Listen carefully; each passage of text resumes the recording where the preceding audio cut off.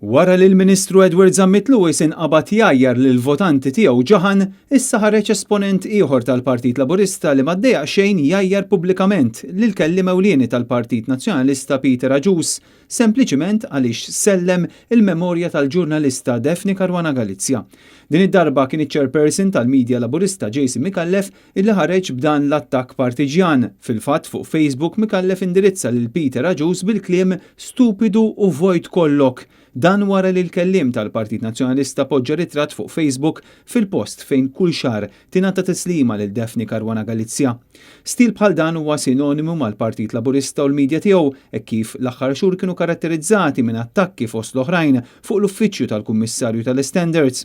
Fil-fatt dan it-tip ta' lingwaġġ u din l-istrateġija ta' attakki issa saru sinonimi mal-kampanja negattiva li mbarka fuq għall-Partit Laburista. Strateġija li eskalat fl-aħħar jiem partikolarment wara l-istħarriġ publikat mill-awtorità tax-Xandir. B'sorsi jikkonfermaw li Jason Micallef xejn ma kien kuntent b'dan ir-riżultat li huwa frott intħil kontinwu li qed ikun hemm minn Kastilja. Iżda huwa ċar li din l-istrateġija ta' propaganda, speċjalment fil-faxxa ta' qabel l-aħbarijiet, mhijiex tirnexxi. Tantu hekk li l-programm NetLive qed jeleb il-kompetizzjoni diretta tal-istazzjon Laburista fi 3 ijiem minn 5.